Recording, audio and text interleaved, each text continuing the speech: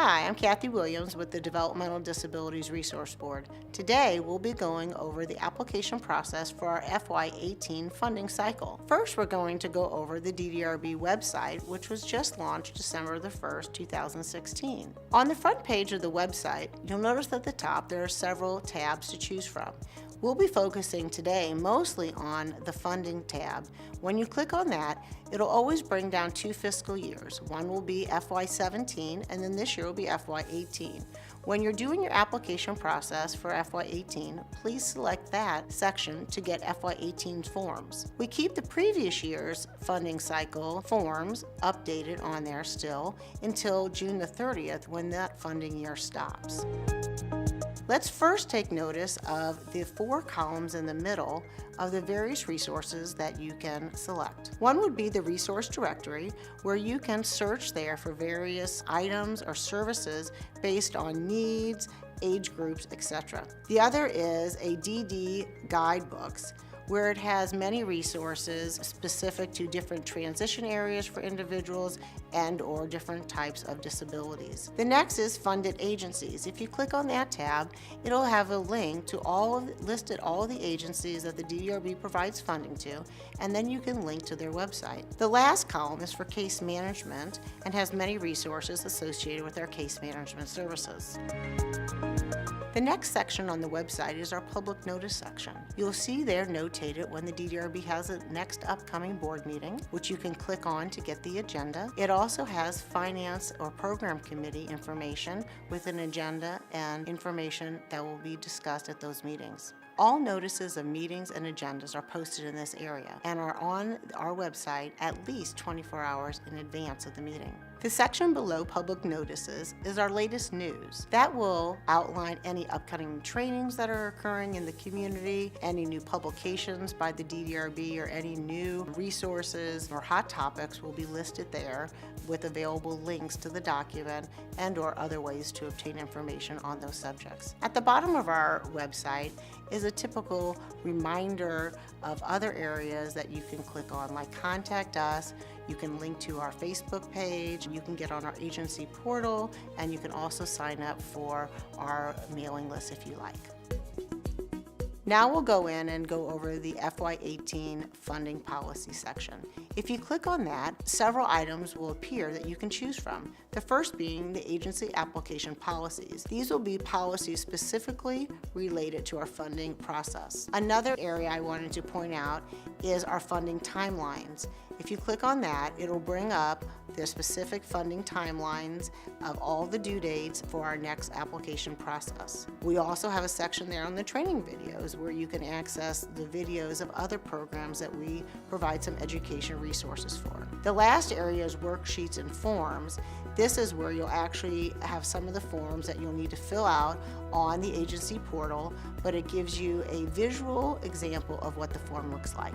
The next thing I want to point out is that there is a search option in this section. If you're unsure of where to find a particular form or policy, you can type that in and it will bring you to the location on the website of where that information is located at. The next thing on the FY18 funding cycle information is the DDRB annual deadlines. This sheet just has an outlay by month of all the deadlines that the DDRB has. It's just a helpful one-page overview of the annual deadline process. The next form we're going to go to is the corporate information that is due annually, January the 31st. Usually, someone in your administration office receives this request and the information is updated on an annual basis. Let's look at the form for a few highlighted items. One is that only items that have any changes to them will be highlighted for you to update. That would be like your agency bylaws. If there's no changes required, then you won't need to resubmit those items. Another item that is sometimes overlooked is the agency's accreditation certificate and report.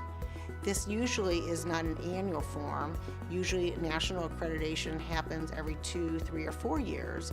And when you receive your report, you're needing to submit that report and certificate to the DDRB. Other items at the bottom of the form to highlight are a current board roster.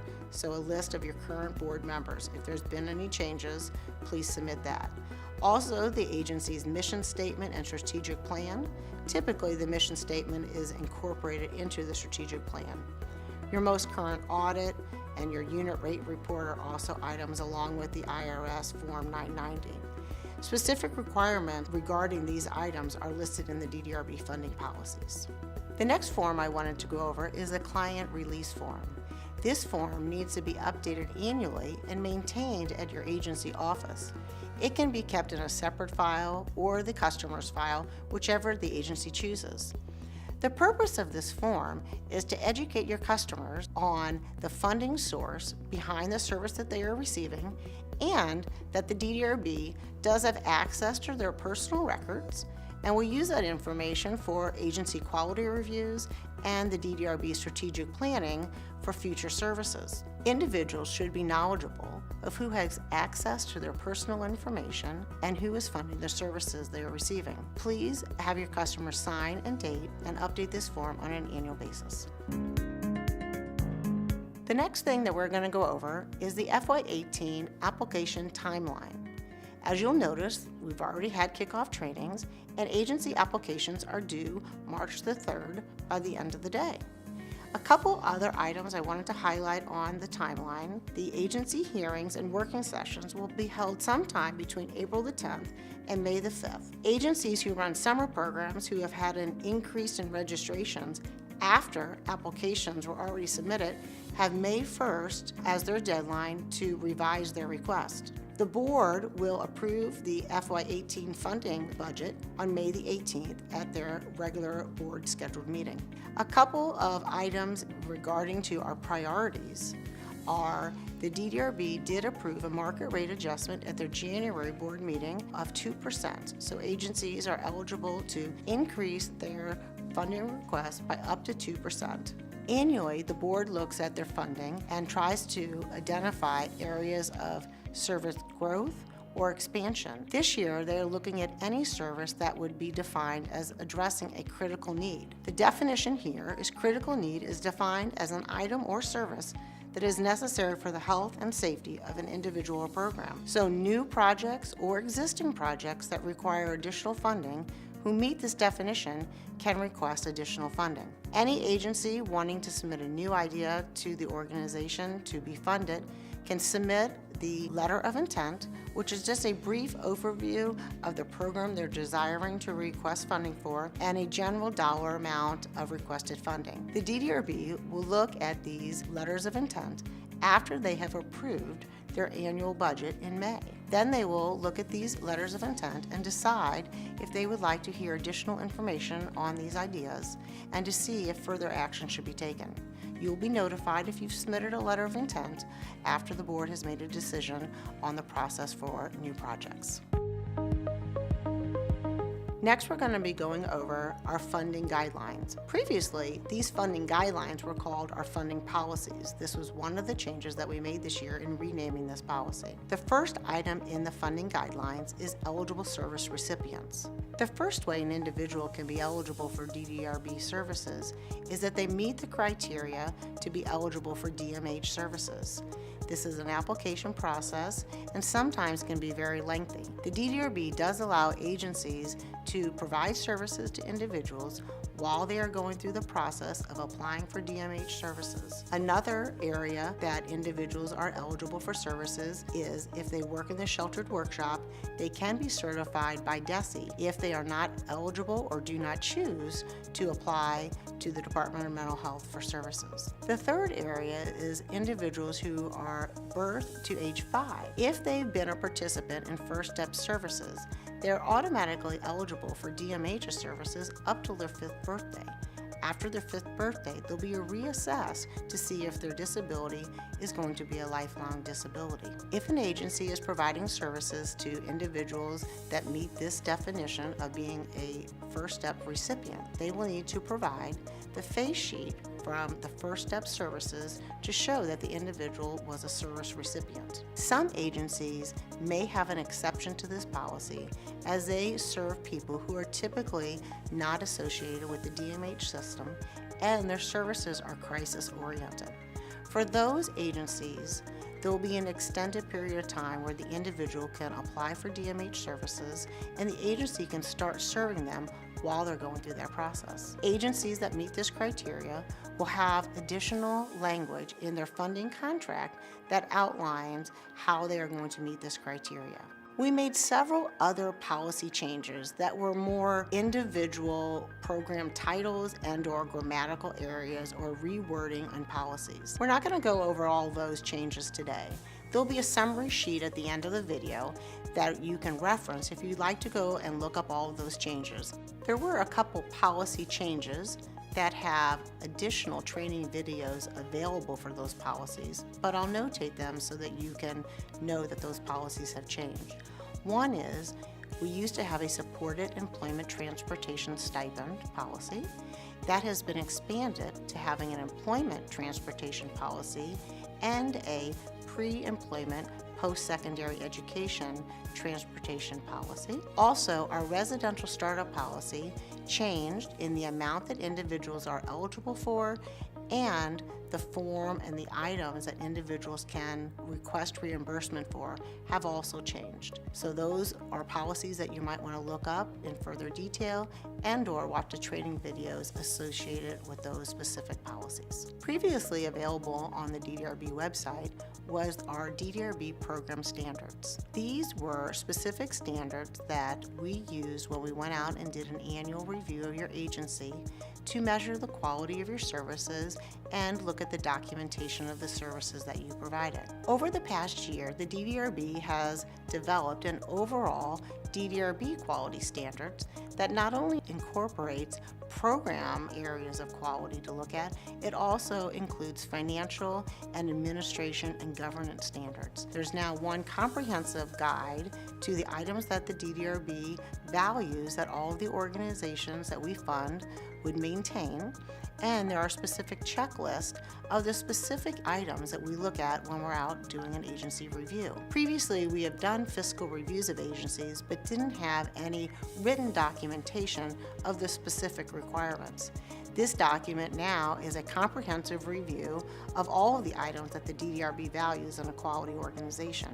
You can locate this new comprehensive document either at the top of our website or at the bottom in our forms section. If you have any questions about the specific items that the DDRB will look at when we're doing a quality review, please feel free to contact the DDRB office and we'd be happy to review that document with you. Next, we're going to go over the DDRB portal. That is where agencies will submit their applications online for potential funding from the DDRB. Over the past year, the DDRB portal had many changes to it. So I'm going to first go over a highlight of many of the changes that happened. Then we'll go over the specific forms that you'll need to fill out for your annual agency application. The DDRB portal updates are as follows. First, we'll go over what was removed. We took out the Independent Living Assistance Reservations of Funds form. This will no longer need to be filled out. We also took out the new application for funds form. We used to have a new application and an existing application for funds. This was typically called your program application. What we did is we eliminated the new one and we made some changes to the existing one so that we only have one application for funds now. We also removed the program standards form as many of the items on the form were not utilized. The next form is a supplemental wage worksheet, was a historical sheet that is not being in use anymore, so that was removed. We also removed the supported employment follow-along reservation of funds form. Next, we'll go over the forms that we modified. As stated earlier, we renamed the renewal application to the application for funds. Also, on the capital funding request, we added a text box where you can explain the item that you're requesting for the capital item. Also, the financial worksheet was added that you could check whether it's a purchase of service or a reimbursement grant, so that it'll be more clear on the specific funding for your program. Then the next is the funding justification form. We also added a text box for the impact statement for you to notate what would be the impact to your program if the funding was not received that you're requesting from the DDRB. Next is added forms. We added a unit cost comparison form and a projection worksheet, and I'll cover those when we go over the financial application. Next, we'll go over some new features that were added to the DDRB portal. The first one is that you will receive an email confirmation when you are submitting your application, reports, or uploads. Previously, you did not receive notification that these items were submitted. The next is on the bottom of the home page for each organization, there is an agency-specific section. If we have a specific note for your agency, it'll be notated there. Also, you will be able to look up all the forms that you submitted for your application. Previously, you did not have that view on your screen, so you did not know if all of the forms that you had submitted have actually been received by the DDRB. So now you'll be able to look up that section and see all the application forms and/or semi-annual reports that have been submitted. Next, we're going to go over your application for funds. As I stated previously, we just have one application now. There were a few items that were added to the application, an example being key implementers.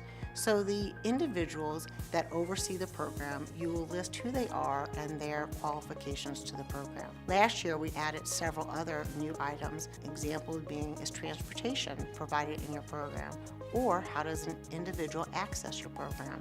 That way, we can share this overall information with case managers so that they have more information on how to access services. Another thing you'll notice on the applications for funds, if you're providing ILA, supported employment follow-along, or in-home respite, this is where the pre-filled information concerning those policies and the requirements and description of the program will be pre-filled in your application. The next area of the application is your financial application. You'll notice on this form that there's less columns for financial information that need to be submitted than previous years. With the board approving the market rate adjustment in January, agencies should have a finalized number of their proposed budget and their agency budget to submit on the form. You will submit your program revenue, expenses, and then unit cost information on this form. All of the columns will automatically pre-calculate and add up on the form.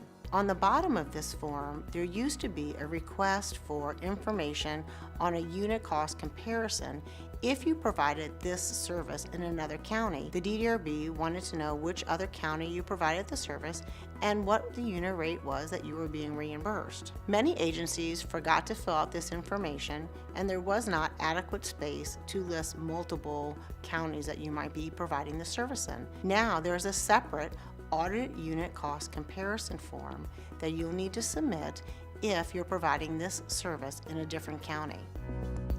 The next thing we'll go over is the capital funding form. As you'll notice on the form, there are 3 areas that the DDRB can provide potential funding. The first one is for program items.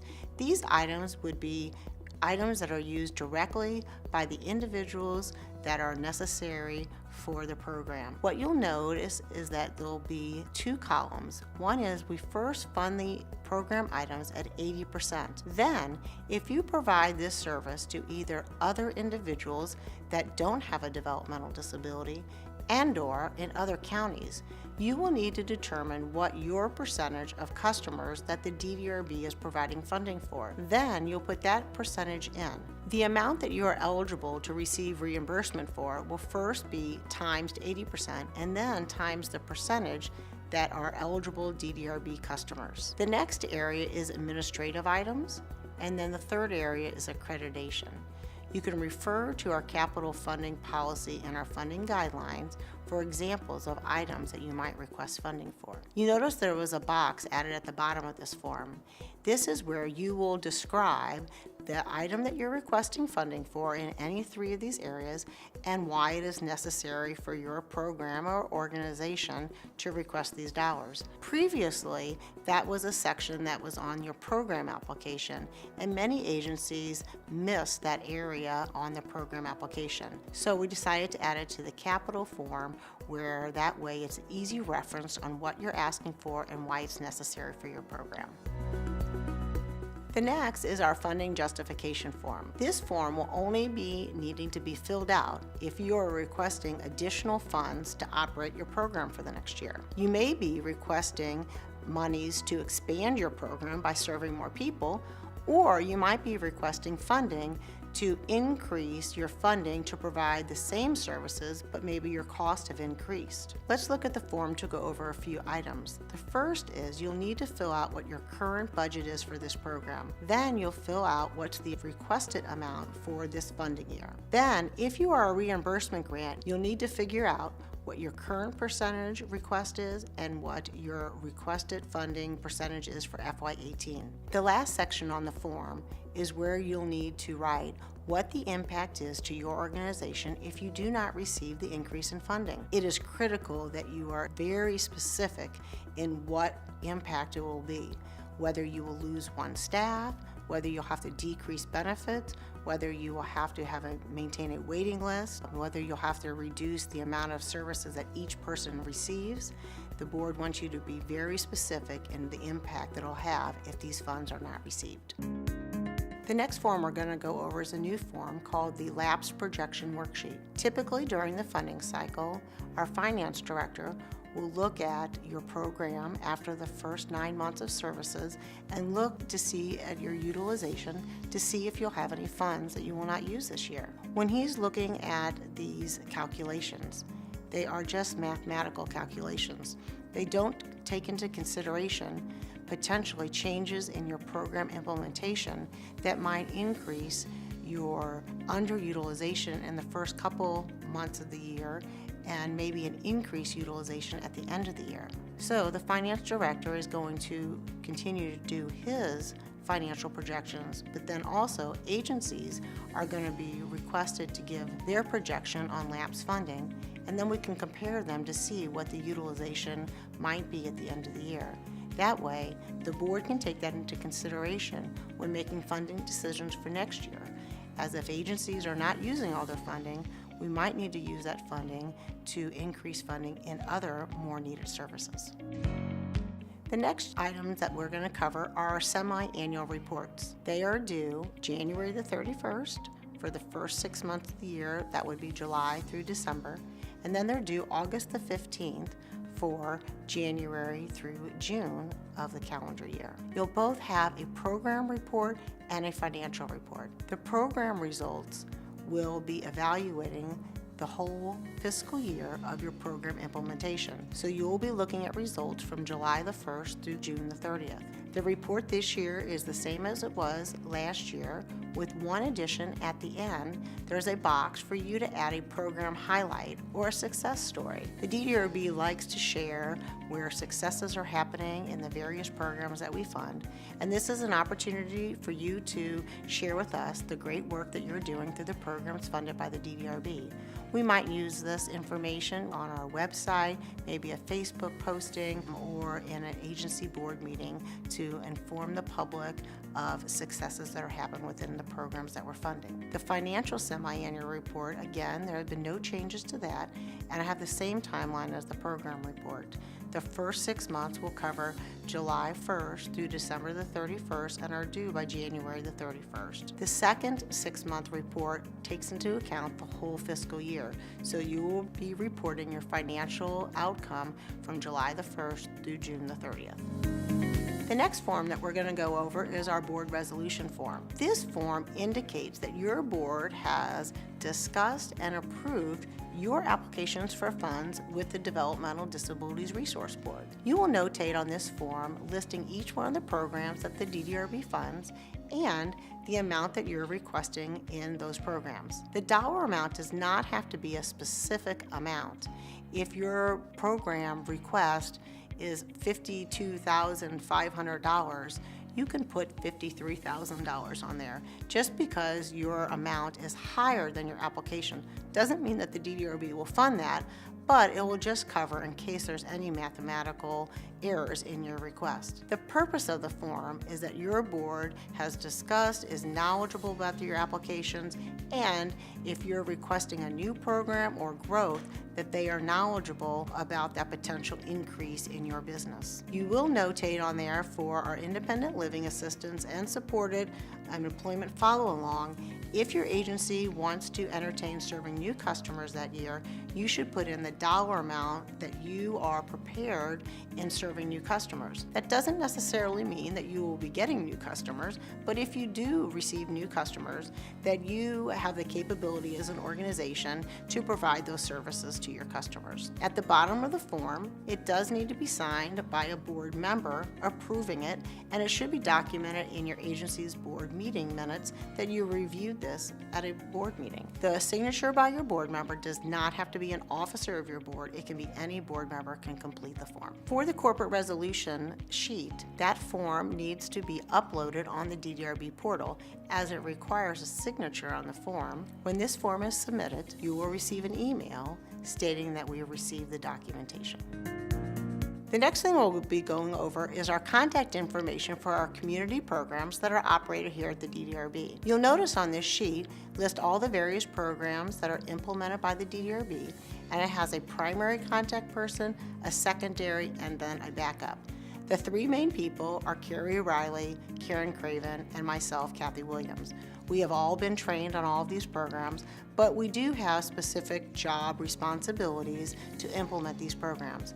So when you're needing to get information about these programs or access the funding, please contact the primary person. If they're not available, then go to the secondary person. Please feel free to share this information with your staff so that everyone is aware of the proper contact person. Thank you for watching the DDRB FY18 training video.